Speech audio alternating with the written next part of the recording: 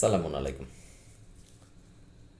কিয়ম Quranic message YouTube channel থেকে আপনাদের সকলকে স্বাগত এবং শুভেচ্ছা জানাচ্ছি। রব্বি আউযুবিকা মিন হামাযাতিশ শাইয়াতিন ওয়া আউযুবিকা রাব্বি আন ইয়াহযুরুন। আজকের প্রসঙ্গ ফিতরা, ইত্তেকাফ এবং শবে কদর। এ ব্যাপারে অনেকেই জানতে চেয়েছেন। আমি খুব সংক্ষেপে বলছি, ইতিপূর্বে এ ব্যাপারে ভিডিও দিয়েছি, আপনারা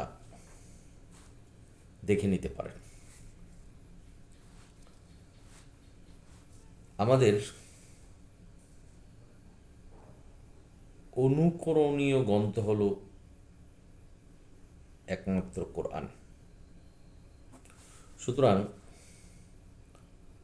কোরআনে ফিতরা সম্পর্কে বা ফিতরা নামক কোনো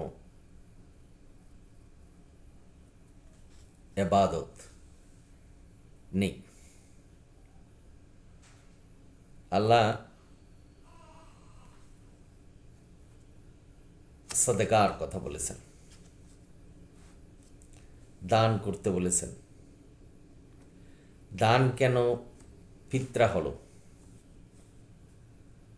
এটা বোধগম্য নয়। কোরআন এই ব্যাপারে কোনো নির্দেশনা দেয়নি যে ফিতরা নামে ফিতরা দিতে হবে। সেটা আবার অনেক মোল্লারা নির্ধারণ করেন যে কত টাকা দিতে হবে। অনেক হাদিসের মাধ্যমে বলে যে ঈদের পূর্বে ফিতরা দিতে হবে। এই ধরনের কোনো নির্দেশনা আল্লাহ দেয়। ঈদের পূর্বে দিতে হবে। আপনারা হয়তো মনে প্রশ্ন জাগতে পারে যে ফিতরা কি ফরজ না কি? ফিতরা শব্দই কোরআনে নেই। সুতরাং মোল্লাদের নির্ধারিত টাকা দিয়ে ফিতরা দিতে হবে। আবার এখন নতুন ফিতনা যে টাকা দিয়ে ফিতরা হচ্ছে না, চাউল দিয়ে দিতে হবে, সেটা নির্ধারণ করবে প্রচলিত মোল্লারা। বুঝতেই পারছেন, আল্লাহ যেখানে বললেন যে হুকুম দিবে আল্লাহ, এবং আমরা যারা আল্লাহর সৃষ্টি তারা হুকুম মানব। যেখানে সূরা মুমিনুনের ৩৪ নম্বর আয়াতে আল্লাহ বলছেন যে কারো আনুগত্য করা যাবে না, কারো হুকুম মানা যাবে না, একমাত্র আল্লাহর হুকুম মানা যাবে। সুতরাং কোরআনে ফিতরার কোনো নির্দেশনা নেই।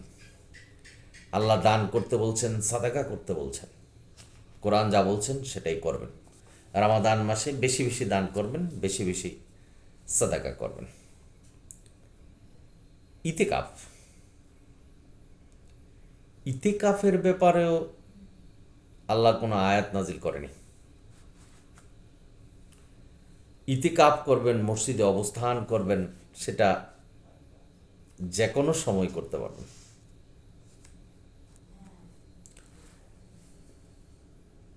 রোজার শেষের 10 দিন বা 9 দিন মসজিদে অবস্থান করতে হবে, দুনিয়ার সব কিছু ছেড়ে। এ ধরনের নির্দেশনা আল্লাহ দেয়নি। বা প্রচলিত মোল্লারা বলছেন যে যদি কেউ ইতিকাফে না বসে তো সবাই গুনাহগার হবে। আমি আপনাদের কাছে প্রশ্ন রাখি, যেটা কোরআনে নাই সেটা যদি আপনি না করেন তাহলে গুনাহগার হবে কীভাবে?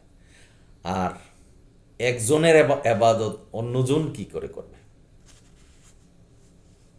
মানে একজন যদি ইতিকাফে বসে সকলের ইতিকাফ হয়ে গেল, এ ধরনের নির্দেশনা নেই। ইতিকাফ হলো আপনি যতক্ষণ মসজিদে থাকেন, মসজিদের আদব কায়দা বজায় রাখতে হবে। সূরা বাকারায় বলছেন মসজিদে অবস্থানরত অবস্থায় স্ত্রী মেলামেশা করা যাবে না। এখানে রোজার শেষের 10 দিন ইত্তেকাবে বসতে হবে, এই ধরনের নির্দেশনা কোরআনে নেই। আমি বলতে চাচ্ছি, কেউ যদি কোরআনের আয়াত দ্বারা প্রমাণ করতে পারেন বা বুঝাতে পারেন, আমাকে অবশ্যই জানাবেন, উপকৃত হব। সুতরাং মসজিদ এবং আল্লাহর ঘর যেভাবে আল্লাহ নির্দেশনা দিয়েছেন আবাদত করার জন্য, সেভাবে আবাদতের স্থান। ইত্তেফাক কোনো ইতেকাফ কোনো ফরজ বিষয় নয়, আল্লাহর নির্দেশনা নয়। হাদিসের মাধ্যমে যেসব আমাদের বুঝাচ্ছেন সেগুলি অবশ্যই সঠিক নয়, কারণ আমাদের একমাত্র কোরআনই অনুসরণ করতে হবে। কোরআনে যেটা আছে সেটাই আমাদের নির্দেশনা, সেটাই আমাদের ধর্ম। যেটা নেই সেটা ধর্ম নয়। আশা করি বুঝতে পেরেছেন। এবার আসুন শবে কদর।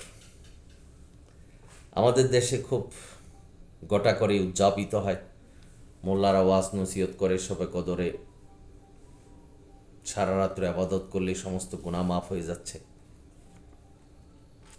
অথচ আল্লাহ বলছেন যে কোরআন অনুসরণ, অর্থাৎ কোরআনের মানদণ্ডে যারা জয়ী তারাই জান্নাতি। অনেকে আছেন 2 নম্বরই ব্যবসা করছেন, ওজনে কম দিচ্ছেন, সিন্ডিকেট করছেন, খাদ্যে বিষ মিশাচ্ছেন, মানুষকে অত্যাচার করছেন, ধন সম্পত্তি গ্রাস করছেন। কদরের রাত্রে সারা রাত্রে আবাদত করছেন, আশা করছেন যে সব গুনাহ মাফ হয়ে যাচ্ছে। না ভাই, সম্পূর্ণটাই মিথ্যে বানোয়াট। এখানে লাইলাতুল কদর, আল্লাহ নবীকে বলছেন, তুমি কি জানো লাইলাতুল কদর কি? আল্লাহ বর্ণনা করে বুঝাচ্ছেন যে লাইলাতুল কদর 1000 মাসের চেয়েও উত্তম। আল্লাহ লাইলাতুল কদরের গুরুত্ব বুঝাচ্ছেন। এবং লাইলাতুল কদর অর্থাৎ এটা রমজানে হলো কোরআন নাজিলের মাস, আল্লাহ কোরআনে বর্ণনা করেছেন। সুতরাং এটা অবশ্যই মহত্ব, অর্থাৎ আল্লাহ লাইলাতুল কদরের গুরুত্ব বুঝাতে বলছেন নবী কি তুমি কি জানো? আবার আল্লাহই বর্ণনা করেছেন এটা 1000 মাসের চেয়ে উত্তম। সেই দিনে সেই রাতে ফেরেশতারা আল্লাহর অনুমতিক্রমে নাজিল হয়, ফজর পর্যন্ত থাকে। আপনারা এই কদরের সমস্ত সূরাটা যখন বিশ্লেষণ করবেন, আল্লাহ এখানে কোথাও বর্ণনা করে নেই যে সারা রাত্র জেগে আমাদের ইবাদত করতে হবে। আর শবে কদরের ইবাদতের কথা যদি আল্লাহ বলতেন এবং আমাদের জানাতেন, তাহলে কোরআনে তা উল্লেখ থাকত, আমাদের খুঁজতে হতো না। দেখেন এখানে আবার বলছেন যে রোজার বেজর রোজায় খুঁজতে হবে, এ ধরনের নির্দেশনা কোরআন দেয়নি। আবার নির্দিষ্ট করে 27 রোজাকেই শবে কদর হিসাবে বাছাই করলেন, কিন্তু আল্লাহ তো এই নির্দেশনা দেয়নি যে 27 রমজানই শবে কদর। আবার খোঁজার কথা বলছেন, এখানে একটা গুজামিল খুঁজে পাওয়া যাচ্ছে। আল্লাহ বলছেন খুঁজো, কিভাবে খুঁজবো সে কথা তো আল্লাহ বলেনি। তো শবে কদর আমরা খুঁজবো কিভাবে? শবে কদর সূরায় আমাদের সারা রাত্র জেগে ইবাদত করতে হবে এই নির্দেশনা আল্লাহ এখানে দেন। আপনারা একটু শবে কদরের আয়াতগুলি পড়বেন। সুতরাং কোরআনের বাইরে যদি কোনো ইবাদত করা হয় সেটা সওয়াবের আশায়, তাহলে অবশ্যই বিদআত। আমি কোনো ব্যক্তি সমাজ গোষ্ঠীকে হেয়প্রতিপন্ন করছি না। সুতরাং শবে কদরে যদি এতটা গুরুত্ব থাকতো, আল্লাহ যদি নির্দেশনা দিতেন যে এই রাতে তোমরা সারা রাত্র জেগে ইবাদত করো, তাহলে আল্লাহ সুস্পষ্ট আয়াতের মাধ্যমে আমাদের জানিয়ে দিতেন। সুতরাং আল্লাহ জানিয়ে দেন নাই। এখানে শবে কদরের যে সূরা আছে, এখানে শুধু আল্লাহ শবে কদরের কথা বর্ণনা করেছেন, গুরুত্ব বর্ণনা করেছেন। এই রাত্রে আবাদত করতে হবে, গুনাহ মাফ হয়ে যাবে, আল্লাহ সপ্তম আসমান থেকে প্রথম আসমানে নেমে আসবে, এই ধরনের কোনো নির্দেশনা দেয়। আমি কাউকে নিষেধ করিনি, আবার বলিও নেই। শুধু কোরআন যা বলছেন সেই কথাগুলি আপনাদের মাঝে তুলে দেব। বিশ্বাস অবিশ্বাস আপনাদের। আল্লাহ কোরআনে বলছেন, আমার কোরআনকে বিশ্বাস করো, একমাত্র কোরআনকে অনুসরণ করো। তাহলেও মানুষ কোরআনের পরিবর্তে অন্য কিছু মানছেন। সুতরাং আমার কথায় আপনারা কেউ পরিবর্তন হবেন না যতক্ষণ পর্যন্ত আল্লাহ হেদায়েত না দেয়।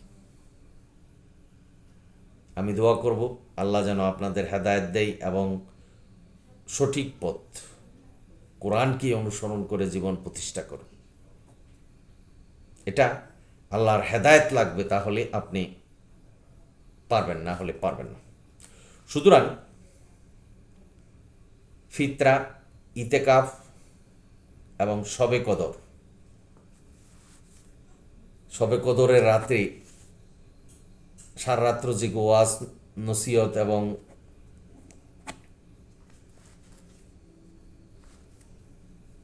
ইবাদত করতে হবে এই ধরনের নির্দেশনা নেই। আপনার ইচ্ছা, আপনি সারা রাত্র যে কোনো দিন ইবাদত করতে পারবেন, সেটা নফল হিসাবে গণ্য হবে। কিন্তু এটাকে গুরুত্ব দিই বা এই রাতে আল্লাহ এইভাবে নির্দেশনা দিয়েছেন। আয়াতুল কুরসি যখন পড়বেন তখন দেখবেন যে আল্লাহর কুরসি এই বিশ্ব ব্রহ্মাণ্ড এবং পৃথিবীর মধ্যে ব্যাপৃত। উনি ওখানে বসে সব কিছু দেখছেন। সুতরাং আল্লাহ প্রথম সপ্তম আসমান থেকে প্রথম আসমানে আসতে হবে না মানুষের গুনাহ ক্ষমা করার জন্য। এই কথাগুলি সম্পূর্ণই মিথ্যে এবং আল্লাহর অবস্থানের